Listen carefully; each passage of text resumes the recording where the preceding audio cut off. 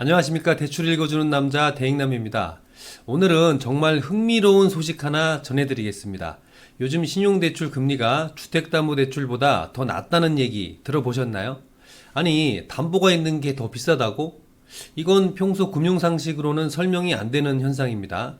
그럼 왜 이런 금리 역전 현상이 벌어졌는지, 지금 대출을 고민하고 계신 분들이 어떻게 대응해야 하는지 오늘 영상에서 차근차근 짚어드리겠습니다.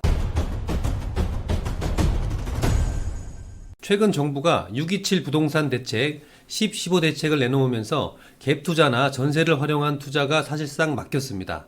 그 결과 전세대출 수요가 빠르게 줄었고 시장에서는 주택담보대출과 신용대출이 중심축이 되었죠. 그런데 놀라운 건 바로 이 시점부터 주담대 금리와 신용대출 금리의 격차가 급격히 줄었다는 겁니다. 은행연합회 자료를 보면 지난달 기준 5대 은행의 1등급 신용대출 평균 금리는 4.17%, 같은 신용등급의 주담대 금리는 4.10%로 불과 0.07%포인트 차이밖에 안 났습니다. 불과 한 달 전에 0.13%포인트 차이였는데 절반 가까이 줄었죠. 더 놀라운 건 일부 은행에서는 신용대출 금리가 오히려 더 낮은 역전 현상이 나타났다는 겁니다. 담보가 있는 주담대가 더 비싸다? 이건 정말 이례적인 상황인 거예요. 일반적으로는 이렇습니다. 주담대는 집이라는 담보가 있기 때문에 은행 입장에서는 대출 회수 위험이 적습니다. 그래서 금리를 낮게 책정하죠. 반면 신용대출은 담보가 없고 오로지 신용 점수만 보고 빌려주는 거라서 위험이 높아 금리가 더 비쌉니다. 그런데 지금은 정반대인 상황인 거죠. 그 이유, 바로 정책과 시장 구조 변화에 있습니다. 첫 번째 이유는 정부의 대출 규제 정책이죠. 최근 몇 년간 정부는 부동산 시장 과열을 막기 위해 주담대 한도와 가산금리를 강하게 조였습니다. 은행들이 정부 눈치를 보며 주담대 금리를 인위적으로 낮추기 어려운 상황이에요. 두 번째 이유는 은행들의 영업 전략 변화입니다. 은행들은 최근 연체율이 낮고 고신용자 중심 대출로 방향을 틀었습니다. 고신용자에게는 이자율을 공격적으로 낮춰줘도 리스크가 적기 때문이죠. 즉 은행 입장에서는 주담대보단 신용대출로 양질의 고객을 확보하는 게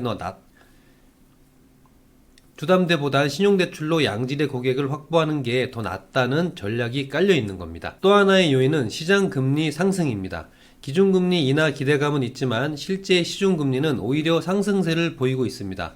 은행들은 자금 조달 비용이 늘어났고 정부 정책 때문에 대출 가산금리도 쉽게 못 낮추니 결국 주담대 금리가 떨어지지 못하는 상황이 된 겁니다. 반면 신용대출은 단기금리 기반이라 상대적으로 빠르게 금리 조정이 가능하죠. 그래서 지금처럼 일시적인 역전 현상이 나타난 겁니다. 자, 금리가 비슷해지면 사람들은 어떻게 할까요? 당연히 심사 간편하고 속도 빠른 신용대출로 몰립니다. 실제로 지난 10월 말 기준 신용대출 잔액은 104조 7,330억 원, 한 달 새 9,200억 원이 늘었습니다.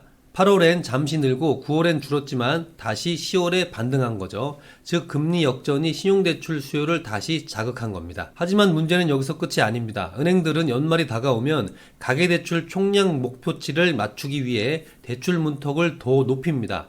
이미 일부 은행은 연간 한도를 초과한 상태라 주담대, 전세대출, 심지어 신용대출까지 취급을 제한하거나 중단한 곳도 나올 겁니다. 게다가 이금융권까지도 대출 창구를 닫는 분위기예요. 결국 연말엔 대출 절벽이라는 단어가 다시 등장할 가능성이 큽니다. 자, 오늘 내용을 간략하게 정리해드리면 자금의 금리 역전 현상은 단순한 우연이 아닙니다. 정부 규제, 은행의 고신용자 중심 전략, 시장금리 상승, 이 세 가지가 맞물리면서 나타난 결과이죠. 따라서 지금 대출을 고민하신다면 단순히 금리 낮은 쪽만 볼 게 아니라 내 신용도, 한도, 상환 기간을 종합적으로 비교해야 합니다. 특히 주담대는 금리가 오르더라도 한도가 크고 신용대출은 금리가 낮아도 한도가 작습니다. 즉 목적에 따라 다른 전략이 필요한 거예요. 자, 오늘 내용이 도움되셨다면 좋아요 부탁드리고요. 아무쪼록 대출 알아보고 계시는 분들은 잘 알아보셔서 좋은 결과 있기를 바랍니다. 감사합니다.